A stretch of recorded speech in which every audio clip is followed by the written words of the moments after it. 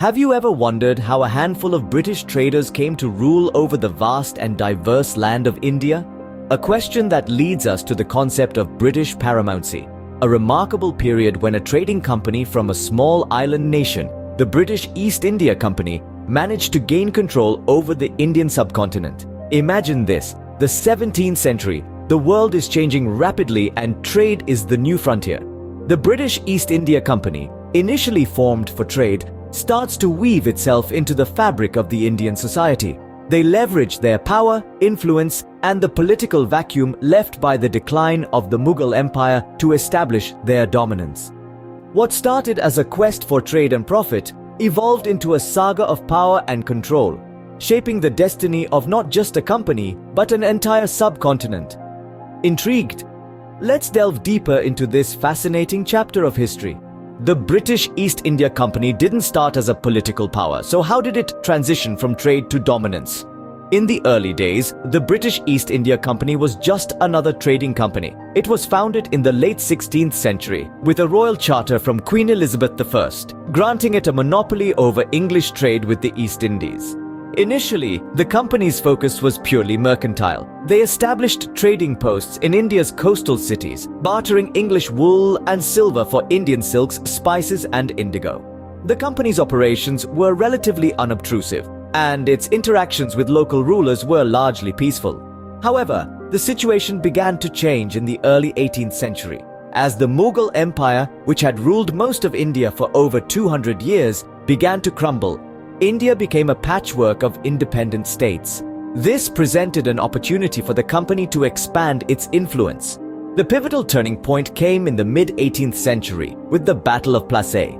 The British East India Company, led by Robert Clive, defeated the Nawab of Bengal, effectively gaining control over one of the richest provinces of India. This victory was followed by the Treaty of Allahabad in 1765, which allowed the company to collect taxes from the residents of Bengal, Bihar, and Orissa. This gave the British East India Company unprecedented economic power and marked the beginning of its transition from a trading company to a ruling entity.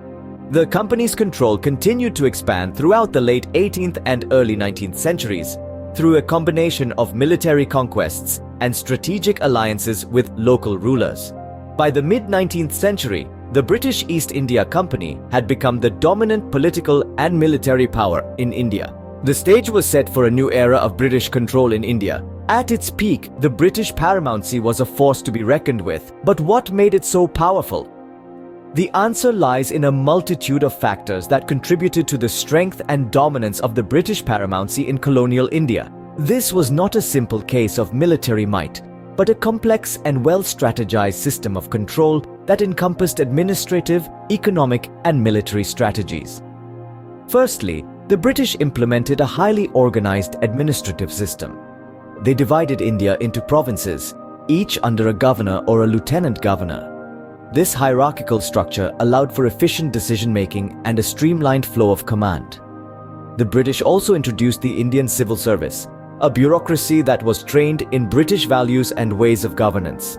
This system ensured that the British rule was deeply entrenched at all levels of administration. Simultaneously, the British Paramountcy was bolstered by economic strategies. The British turned India into a supplier of raw materials for their industries back home, while also making it a market for their finished goods.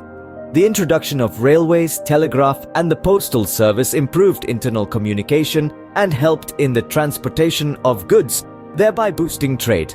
Moreover, they introduced land revenue systems which ensured a steady flow of revenue into the British coffers. Lastly, the British maintained a robust military presence. They established cantonments across the country, ensuring a ready response to any form of rebellion. The British Indian Army, although largely comprised of Indian soldiers, was led by British officers. This ensured loyalty and prevented any large-scale mutinies. However, it's worth noting that the implementation of these strategies was not without its challenges. The British faced several revolts and uprisings from various parts of India, yet they managed to quell these rebellions and maintain their grip on the country. In essence, the British Paramountcy was not merely a show of brute force, but a well-planned and well-executed strategy of control. It was a system that was deeply woven into the fabric of India's administration, economy, and defense. The British Paramountcy was a complex and well-structured system of control. All empires fall, and the British Paramountcy was no exception. What led to its decline? In the early 20th century, the British Paramountcy began to show signs of wear and tear.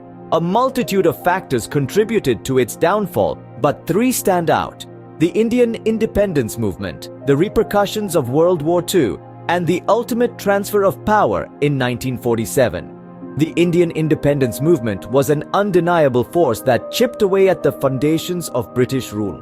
Figures like Mahatma Gandhi and Jawaharlal Nehru rallied the masses with their impassioned speeches and non-violent protests. They awakened a sense of national identity among Indians who began to resist their colonial rulers.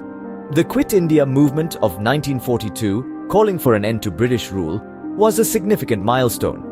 This growing unrest among the Indian populace was the first crack in the facade of the once mighty Paramountcy.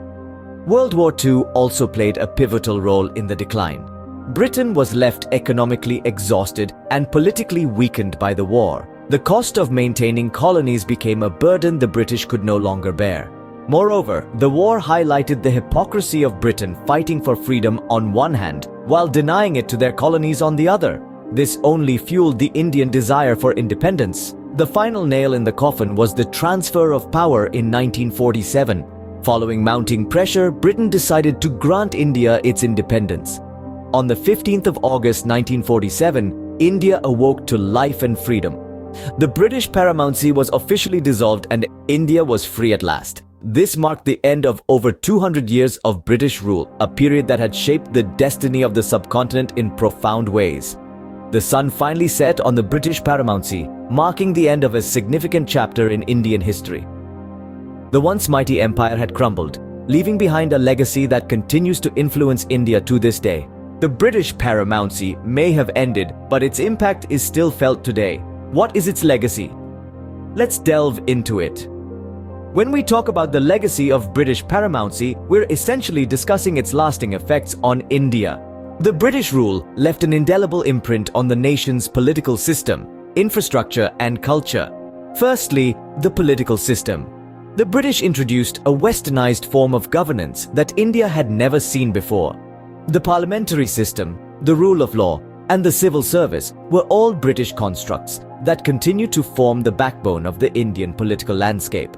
However, it's worth noting that these structures were not always implemented with India's best interests at heart, and some argue that they served more to maintain British control than to truly benefit the Indian populace.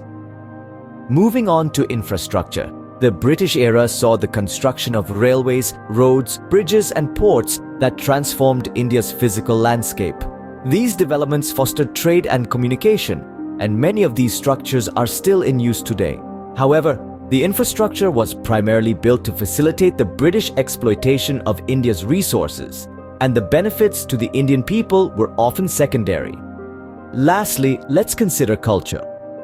English education and Western ideas were introduced, leading to a cultural shift that continues to reverberate through Indian society. The adoption of the English language has undoubtedly opened up global opportunities for India, but it has also led to debates about the erosion of local languages and traditions. The legacy of British Paramountcy is a complex and contentious issue. It's a tapestry woven with threads of progress and exploitation, of benefits and detriments. There are ongoing debates about the extent of the positive and negative impacts of colonialism. But one thing is certain: the British Paramountcy, though a period of external rule, has played a significant role in shaping the India we know today. The legacy of British Paramountcy continues to shape India in countless ways. British Paramountcy in India was a complex and multifaceted phenomenon. It started with the rise of the mighty British East India Company, a commercial entity that morphed into a political power.